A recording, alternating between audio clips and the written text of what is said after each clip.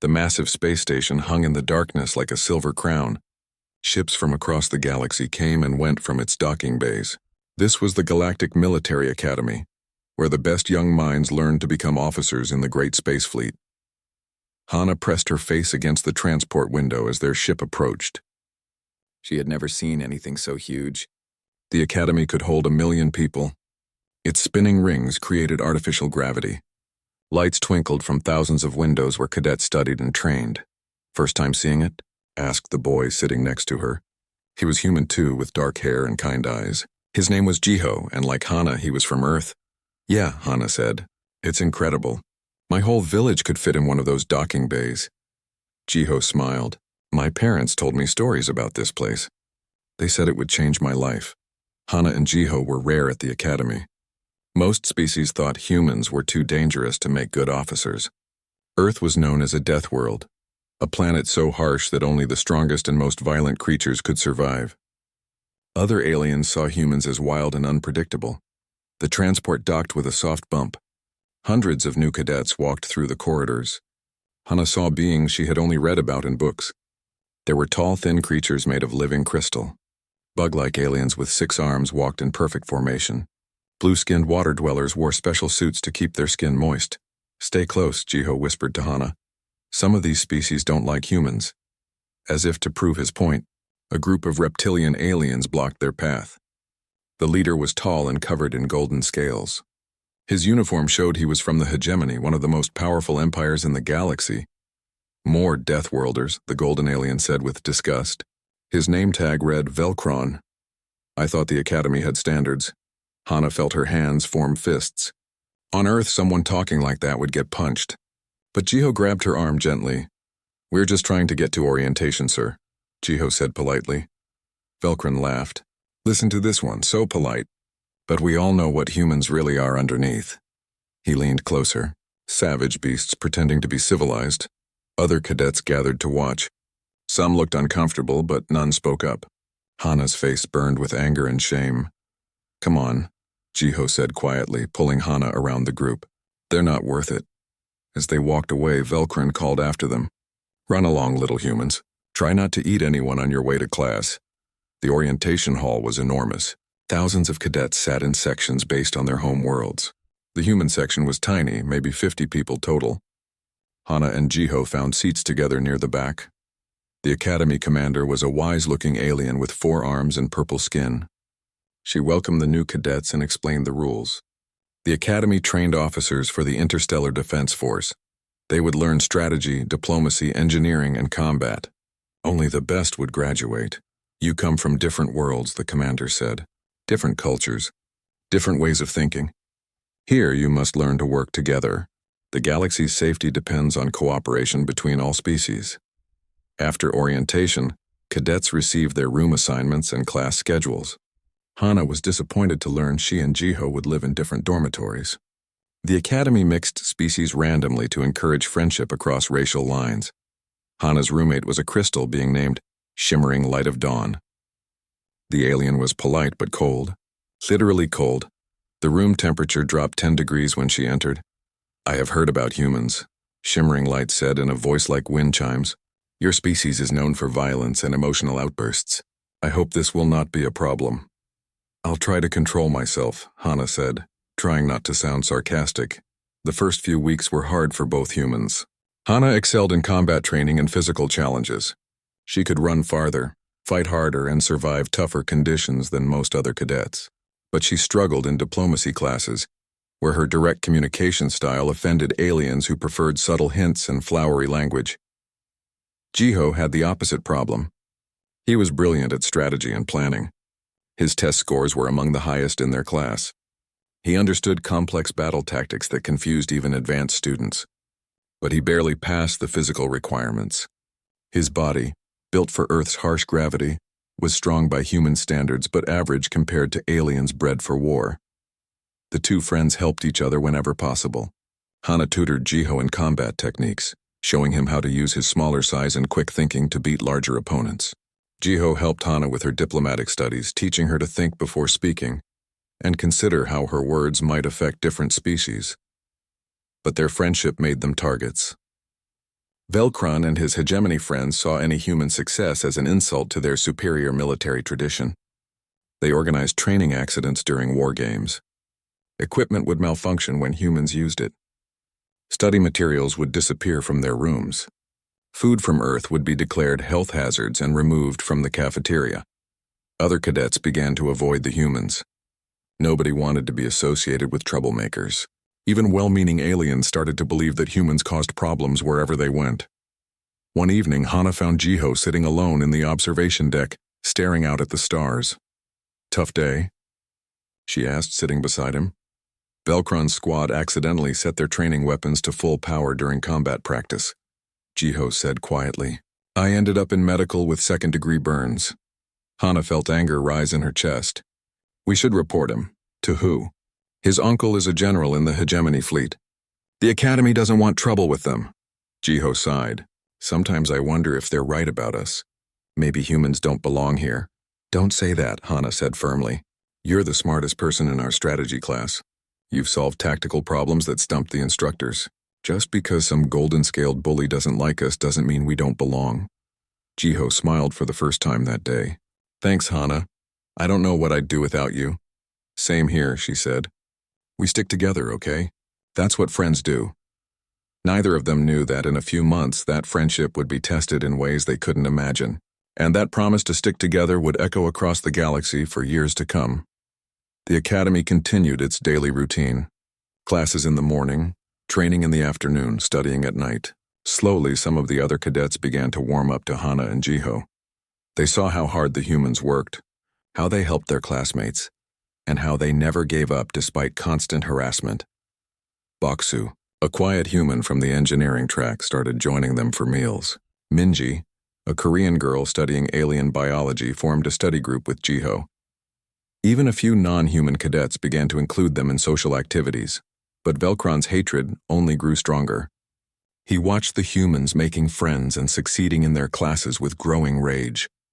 In his mind, the Academy was becoming contaminated by inferior species. Something had to be done to restore proper order. As their second year approached, all cadets prepared for the Crucible, the Academy's final test. It would take place on a hostile moon where survival itself was uncertain.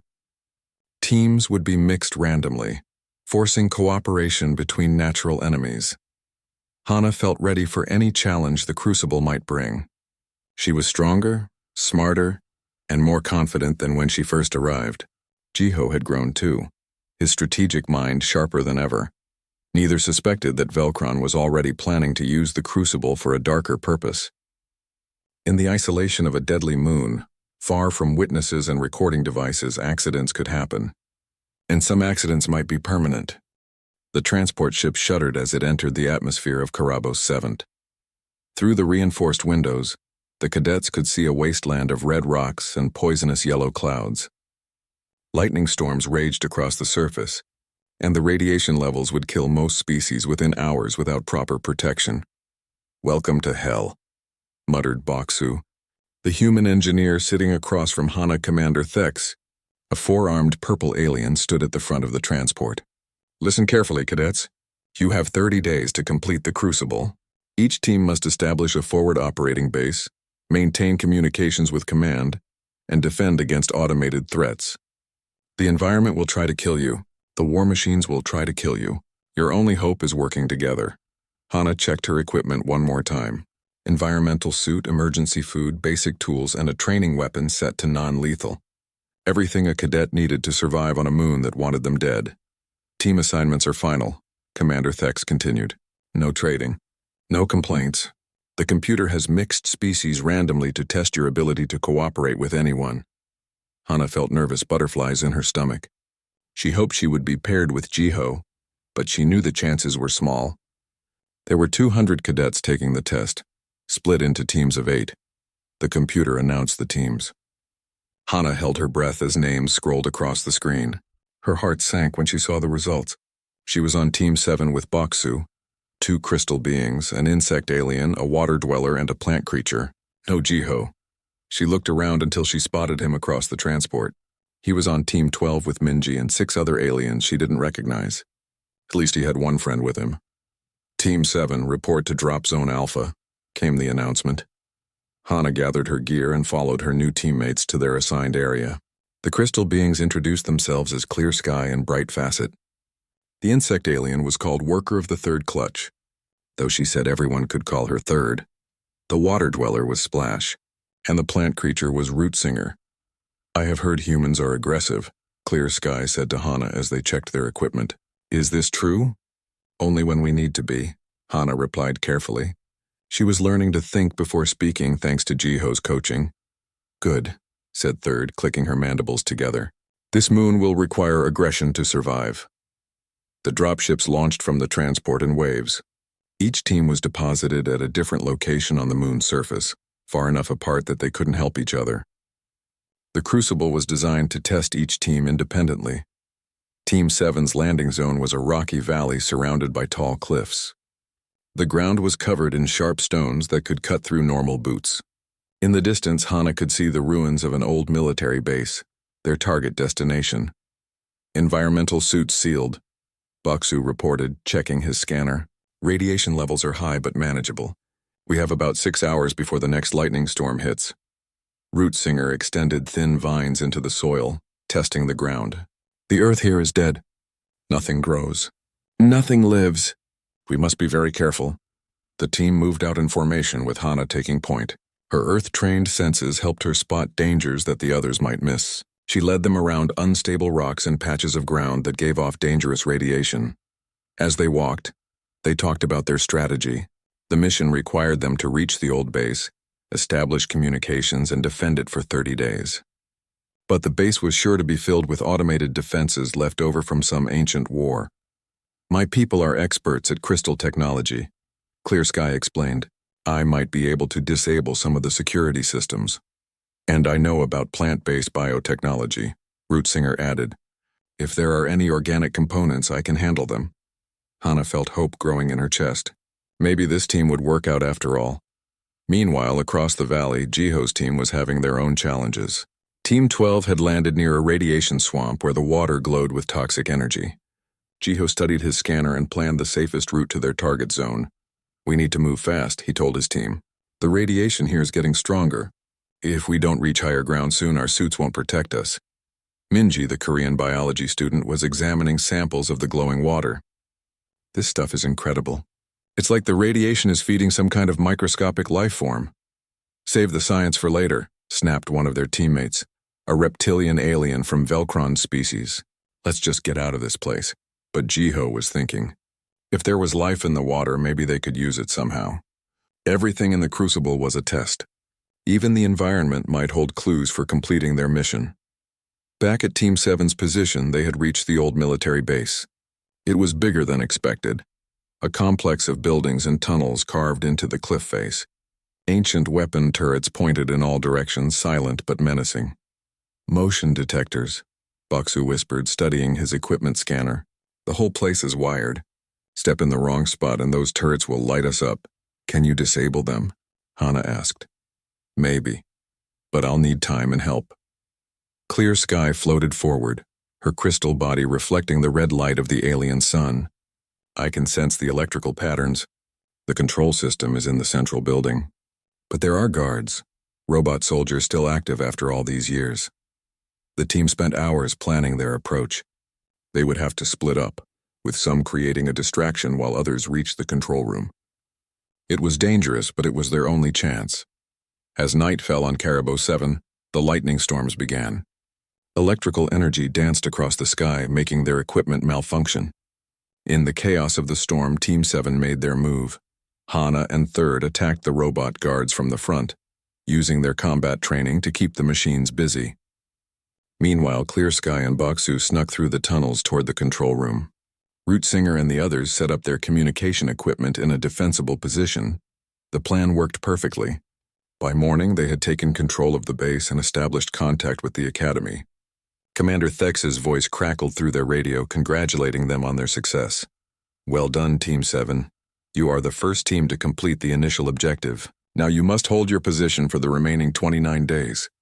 But as Hana celebrated with her teammates, she noticed something on her scanner. Another team was in trouble about 50 kilometers away. Their emergency beacon was flashing. Someone needed help. She switched to the emergency frequency and heard Jiho's voice through the static. "This is Team 12. We have casualties. Repeat, we have casualties. Radiation exposure and equipment failure. We need immediate medical assistance." Hana's blood went cold. Jiho was in danger. "We have to help them," she told her team. "Absolutely not," Splash said, bubbles rising in his water suit. "The rules are clear. Each team must complete the test alone. Helping another team could get us all disqualified. Plus it's 50 kilometers through hostile territory," Boksu added. "We'd have to cross 3 radiation zones and an active volcano field. Our suits barely have enough power for 30 days here. A rescue mission would drain our resources, but Hana was already putting on her gear. That's my best friend out there. I'm going with or without you." Clear Sky's crystalline face showed concern. "Hana, please think logically. We cannot save your friend if we die in the attempt." "Then don't come," Hana said. "But I won't abandon Jiho." After a long moment, Boksu sighed and picked up his equipment. "Well, I can't let you go alone. Someone needs to keep you from walking into a lava pit." One by one, the rest of Team 7 gathered their gear. They might not understand human friendship, but they had come to respect Hana's determination. As they prepared to leave their safe base for the dangerous journey, none of them knew they were walking into a trap. Velkron had not given up his hatred of humans.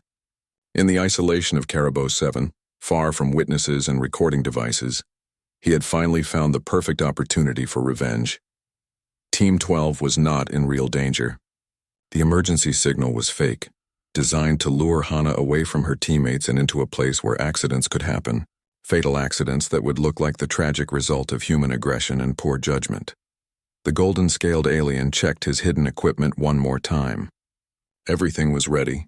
Soon the Academy would have one less Deathworlder to worry about, and he would be there to tell the story of how the violent human finally showed her true nature, right before she died. Team 7 moved out into the wasteland, following Hana's lead toward what they thought was a rescue mission. Behind them, their abandoned base went dark. Ahead of them, Velkron waited with his carefully prepared trap. The crucible was about to become something much deadlier than a training exercise. The funeral was small. Only a few dozen people came to remember Hana. The Academy held it in a sterile ceremony room with gray walls and artificial flowers. No family from Earth could afford the trip to attend. Jiho sat in the front row, staring at the holographic image of his best friend. The official report said she had suffered a psychological breakdown during the rescue mission. According to witnesses, she had attacked Velkron's team without warning, forcing them to defend themselves. The edited recording showed her charging at the hegemony cadets with her weapon drawn. Cadet Hana exhibited classic symptoms of Deathworlder stress syndrome, the Academy psychiatrist had explained to the review board. The harsh environment of Carabosa 7 triggered her primitive fight-or-flight responses. Sadly, this confirms our concerns about admitting humans from high-gravity worlds. But Jiho knew better.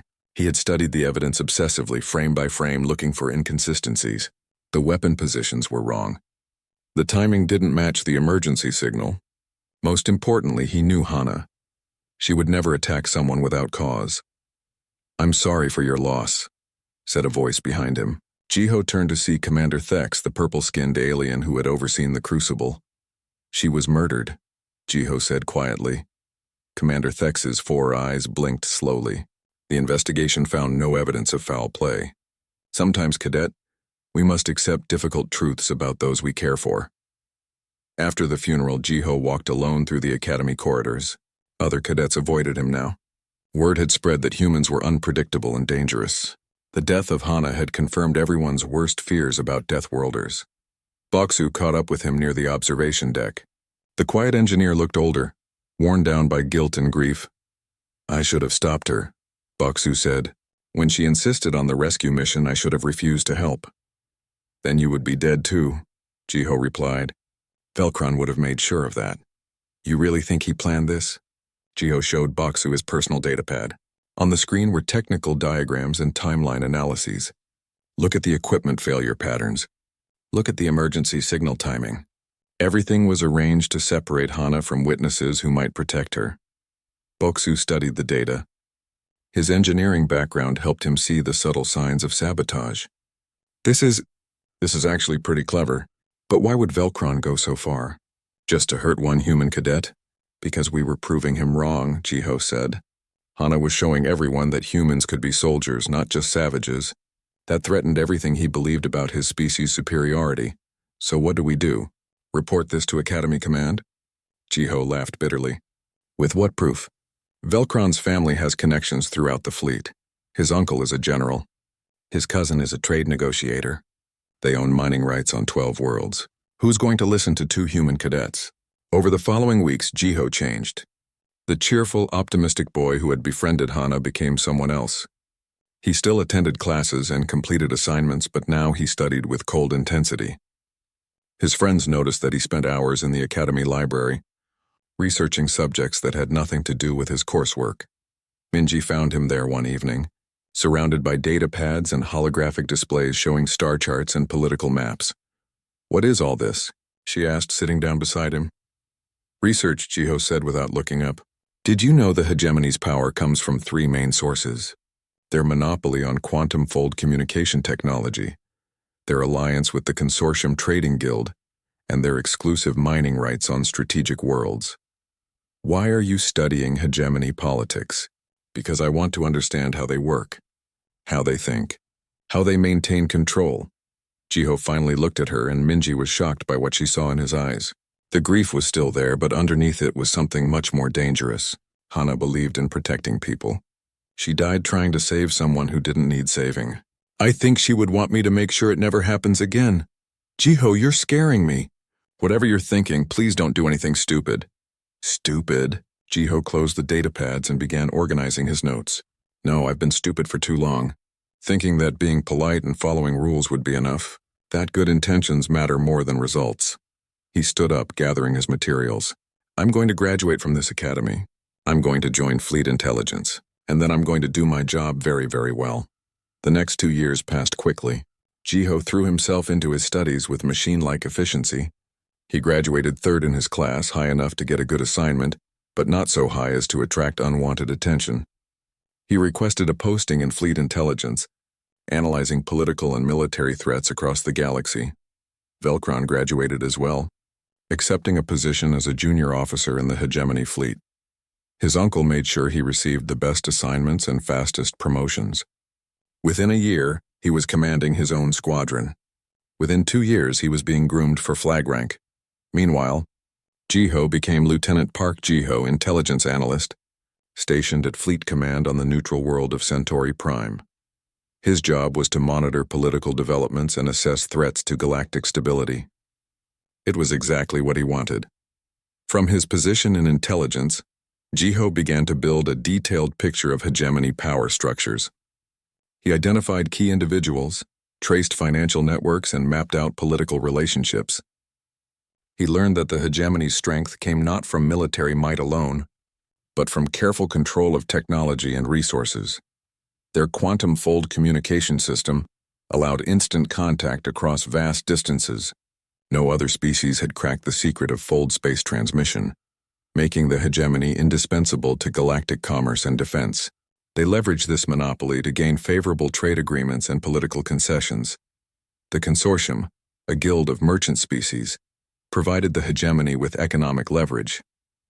Together, they could strangle the economy of any world that opposed them. The mining rights gave them control over rare elements needed for advanced technology. It was an elegant system, built over centuries of careful planning. But Jiho began to see weaknesses. Every strength could become a vulnerability if pressure was applied in the right way. He started small. During his routine intelligence work, he would include certain technical specifications in his reports.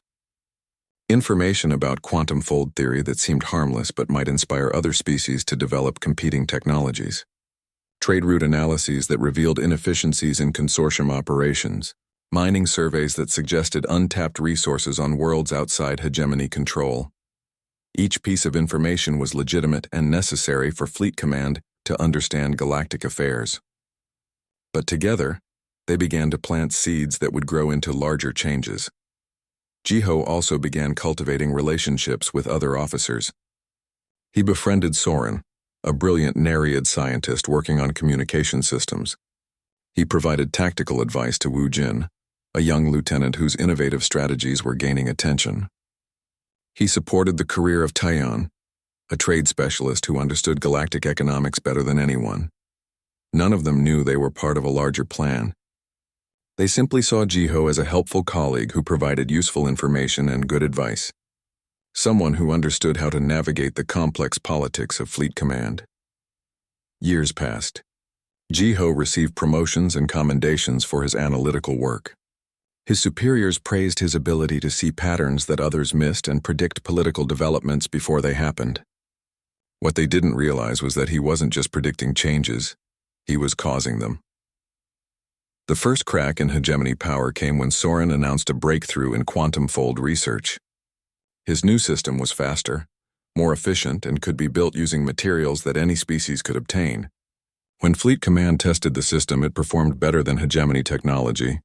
This could change everything, Soren told Jiho excitedly. We won't have to depend on the hegemony for long-range communications anymore. That's wonderful, Jiho replied. The galaxy needs more cooperation between species, not less.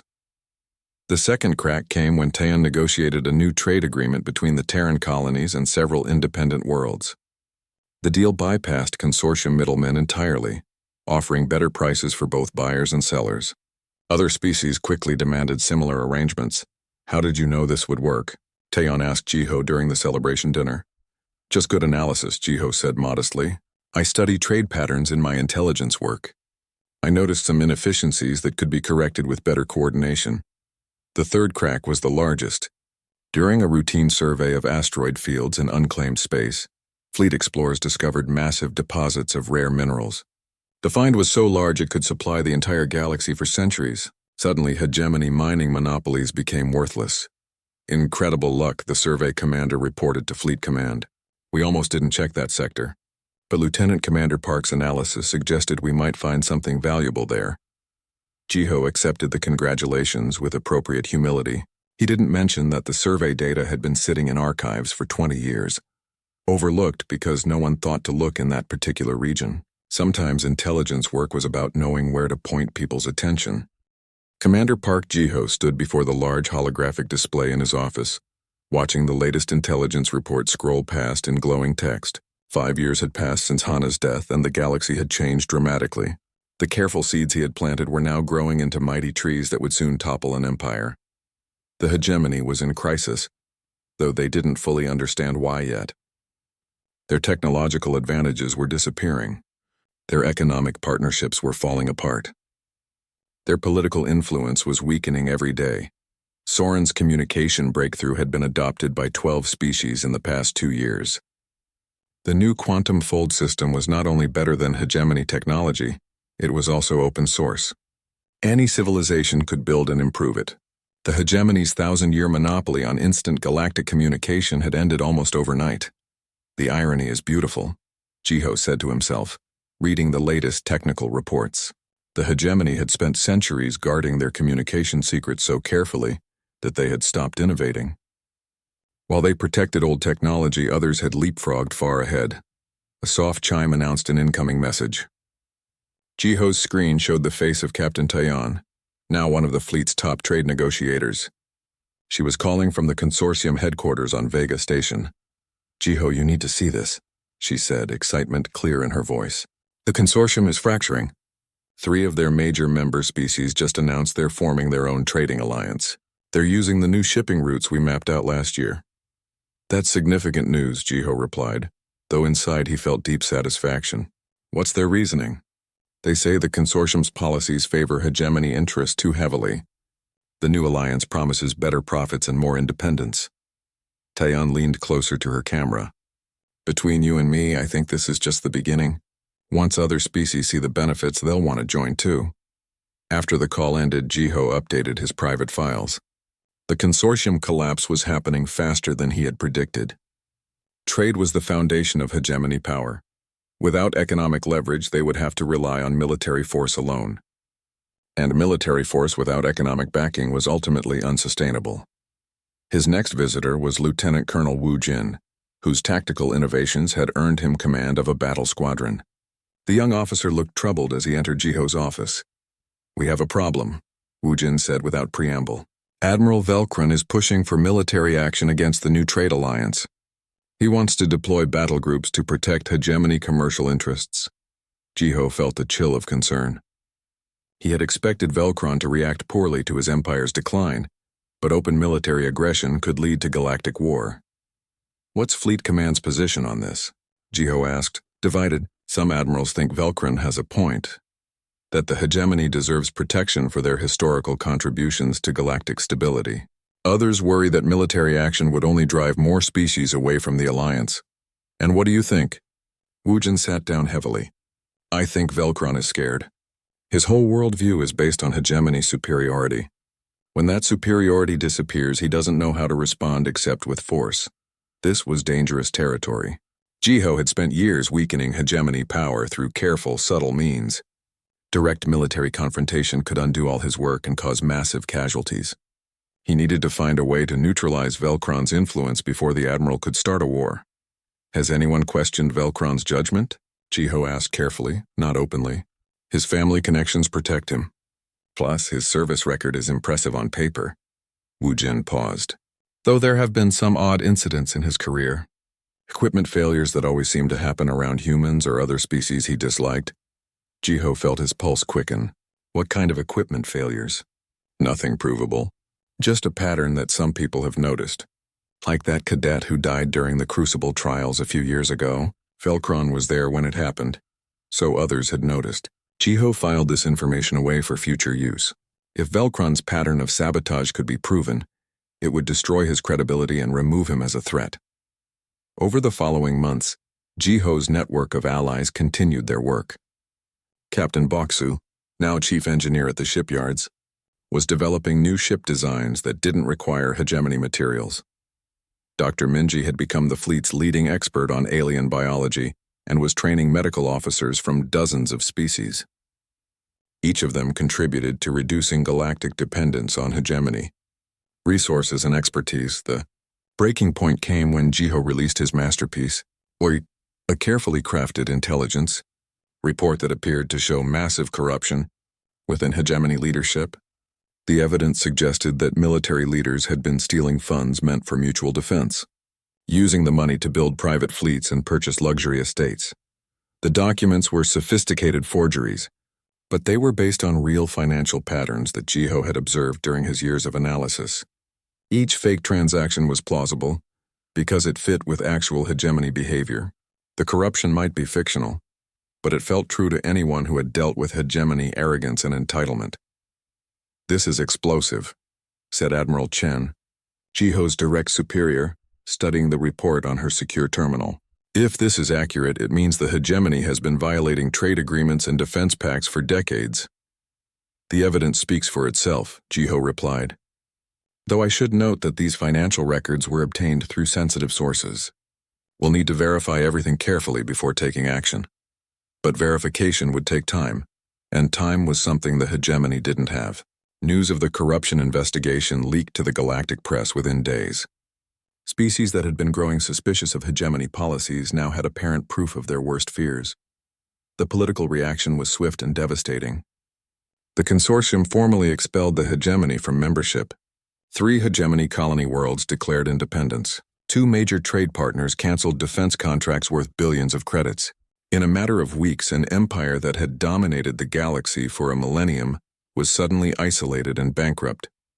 Admiral Velkron responded exactly as Jiho had predicted, with rage and threats. He deployed his battle group to intimidate the rebellious colonies, demanding they return to hegemony control. When they refused, he began preparing for military action. "This has gone too far," Velkron announced during an emergency session of the Fleet Council. "The hegemony has maintained galactic peace for 1,000 years. We will not allow inferior species to destroy the natural order." But his threats only made things worse. Species that had been neutral now actively opposed the hegemony, fearing they would be the next targets of military aggression. The new trade alliance announced a mutual defense pact. Even some hegemony worlds began questioning their loyalty to an empire that seemed determined to start a war. In his private office, Jiho watched the news reports with careful attention. Everything was proceeding according to plan, But he needed to be ready for the final phase. Velcron was desperate now, which made him both predictable and dangerous. The Admiral's next move came during a fleet command meeting where senior officers were discussing the crisis. According to the official record, Velcron had requested permission to investigate the corruption charges more thoroughly. What he really wanted was access to intelligence files that might reveal how the investigation had started. The timing is suspicious, Velcron argued to the assembled admirals.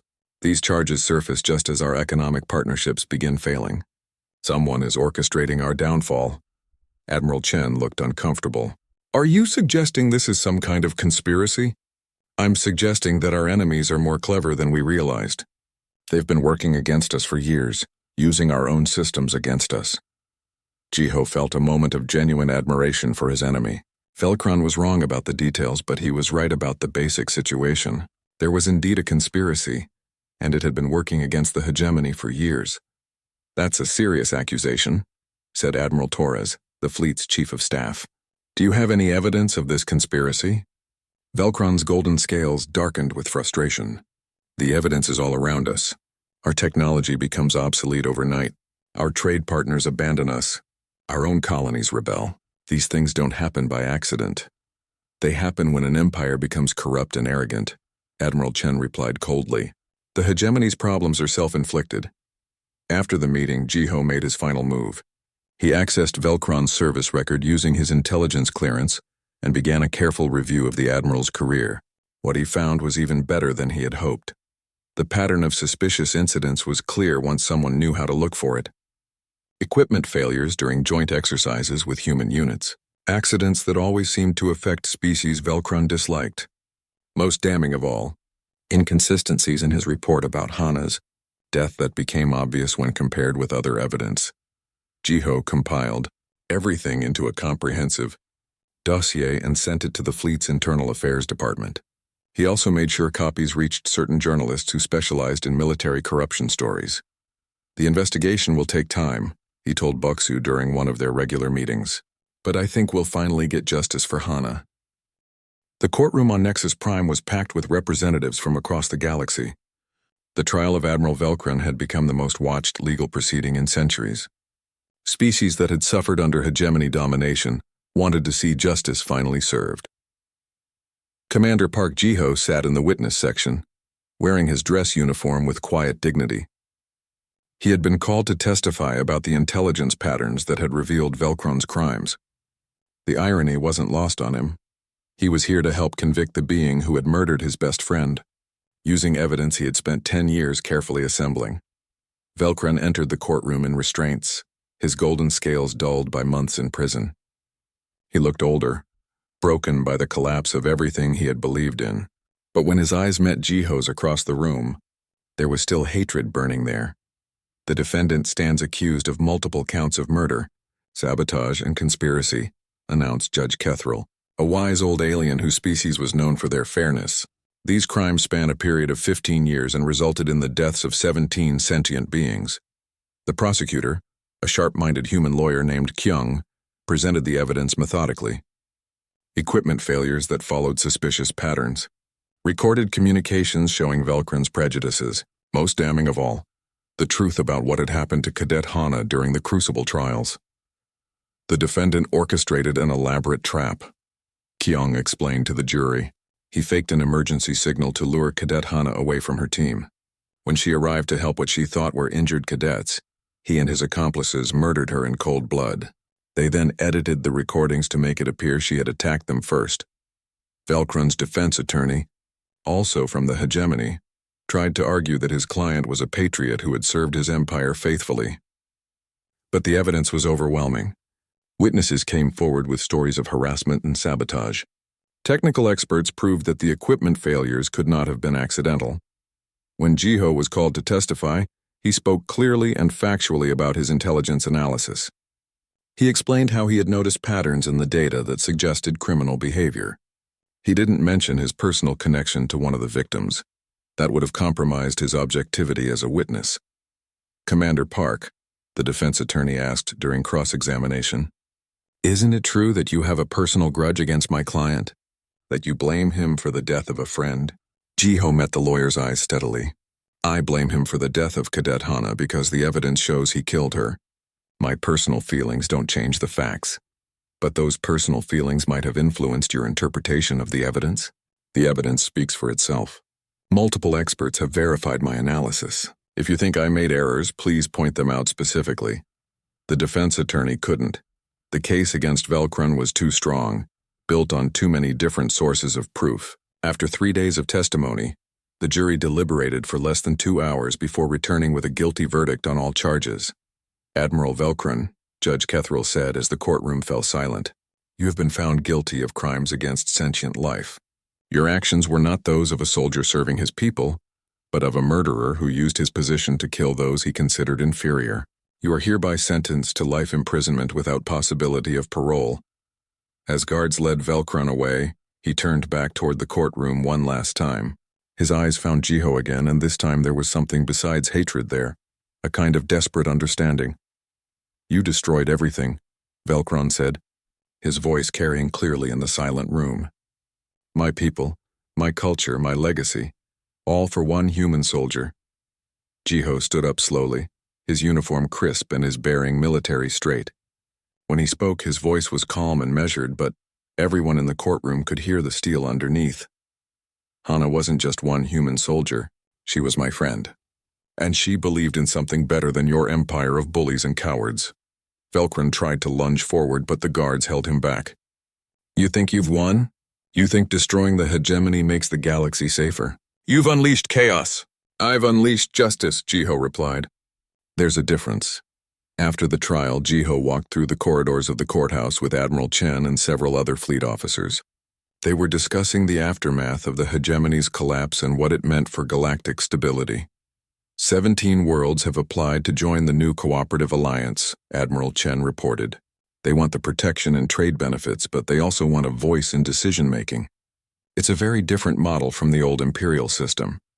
Captain Baksu, who had attended the trial to support Jiho, fell into step beside them. "The engineering corps is working on standardizing ship designs across all member species. We're sharing technology instead of hoarding it. It's incredible how much faster progress happens when everyone works together. Dr. Minji sends her regards," added Colonel Wu Jin, reading from his communication device. "She's been training medical officers from 12 different species. She says cooperation between doctors is saving lives that would have been lost under the old system." As they reached the courthouse steps, Jiho paused to look up at the stars visible through the transparent dome overhead. Somewhere out there, the galaxy was rebuilding itself according to new principles. Cooperation instead of domination. Shared strength instead of imposed weakness. "Commander," Admiral Chen said gently, "I have to ask. The investigation into the hegemony's collapse found some interesting patterns. Very careful, very subtle, but patterns nonetheless. Almost as if someone had been working for years to undermine their power structure." Jiho looked at his superior officer with mild curiosity. That would require incredible patience and planning, plus access to sensitive information, and the ability to influence events across multiple star systems. Yes, it would. It would also require someone who understood both hegemony weaknesses and galactic politics extremely well. "I suppose such a person would have to be very dedicated to their cause," Jiho said neutrally. Admiral Chen smiled slightly. "Yes, and we would probably want to promote such a person to a position where their skills could be used for the benefit of all species, not just for settling personal scores." "Are you offering me a promotion, Admiral?" "I'm offering you a choice, Commander. You can continue as an intelligence analyst, which you do very well, or you can help us build the new galactic alliance that will replace the old imperial system. Your understanding of political dynamics would be invaluable." Jiho considered this carefully. For 10 years, his life had been focused on a single goal, bringing down the empire that had killed his friend. Now that goal was accomplished. What came next? "I would like to visit Earth first," he said finally. "There's something I need to do there." A week later, Jiho stood in the memorial garden outside Seoul, where the names of Earth's fallen heroes were carved into black stone walls. The garden was beautiful, filled with flowers and trees from across the Korean peninsula. Families came here to remember their loved ones who had died serving in space. He found Hana's name on the wall dedicated to Academy cadets. Below it was a simple inscription: She died trying to save others. It wasn't the full truth, but it was the truth that mattered. Jiho placed a small stone from Caribou 7 at the base of the memorial wall. He had carried it with him for 10 years, a reminder of the moon where his friend had been murdered. Now it could finally rest here where it belonged. The galaxy remembers you now, he said quietly to the carved name, not as a failed cadet or a dangerous Deathworlder, as exactly what you were, someone who would sacrifice everything to save others. As he prepared to leave, another figure approached the memorial. It was Admiral Minji, now commander of the new Interstellar Defense Force. She had come to Earth for the official ceremony establishing the Cooperative Alliance. Was it worth it? She asked quietly, joining him at the memorial wall. 10 years of your life just for revenge? Jiho thought about this question for a long moment. Around them, children played in the garden while their parents read the names of heroes. In the distance, Seoul's skyline reached toward the stars that Earth's children now called home. It wasn't revenge, he finally said. It was justice. And justice isn't about punishment. It's about making sure the future is better than the past. And is it? Better? Jiho looked up at the sky where transport ships from dozens of species came and went freely. No single empire controlled trade or communication anymore. Conflicts were settled through negotiation rather than force. Young people from across the galaxy trained together as equals, learning to protect each other instead of dominating each other. Yes, he said with certainty. It's better. Admiral Minji nodded, satisfied with his answer. Good, because we have a lot of work ahead of us. Building something new is harder than tearing something old down. I know, Jiho replied, taking one last look at Hana's name on the memorial wall, but I think she would approve of what we're building. As they walked toward the spaceport together, neither of them looked back. The past was finally at rest. The future was calling, full of possibilities that could only exist because someone had been willing to fight for justice, rather than accepting injustice as the natural order.